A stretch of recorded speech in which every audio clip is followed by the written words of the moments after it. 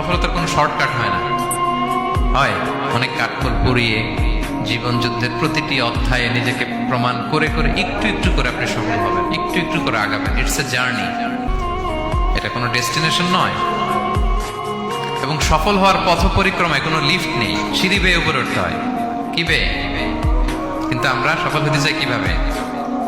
Direct 100 তলায় আমি সফল, উপরে সবার উপরে আমি, এইভাবে চাই সফলতাটা।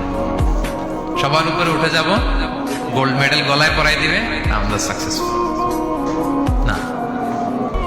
সফলতার রাস্তায় কোনো লিফট থাকে না। কি দিয়ে উঠতে হয়? সিঁড়ি বেয়ে ঘাম জড়িয়ে উঠতে হয়। দেখেন, শুধু আলোর মুখ দেখার জন্য মায়ের পেটে আমাদের কত সময় লাগছে বলেন তো? জাস্ট একটু লাইট, হ্যাঁ 9 মাস 10 মাস সময় লাগছে শুধু একটু আলো দেখবো আমরা। একটু আলোর মুখ দেখার জন্য আমার লাগছে 9 মাস।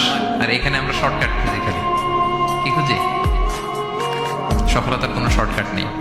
অল্প এফোর্টে যারা সফল হতে চায় এরা কোনোদিন সফল হয় না।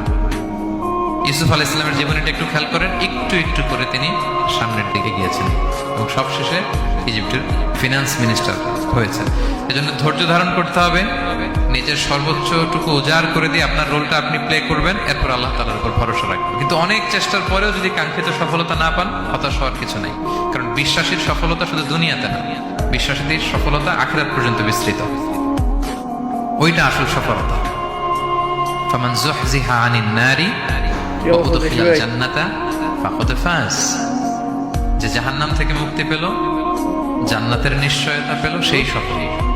আমরা যেন সেই সফলতার জন্য অপেক্ষা করি, আমরা যেন দুনিয়া আখিরাত উভয় জাহানে সফল হতে পারি। আল্লাহ তাআলা আমাদের সবাইকে কথাগুলো বোঝার ও আমল করার তৌফিক দান করুন।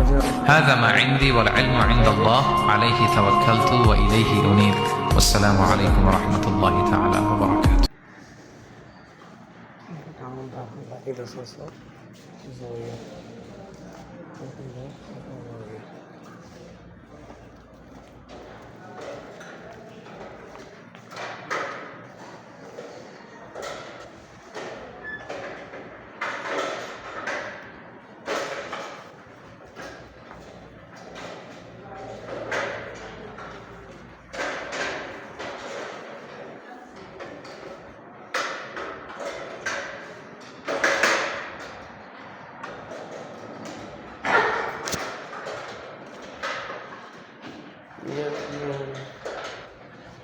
সাদিক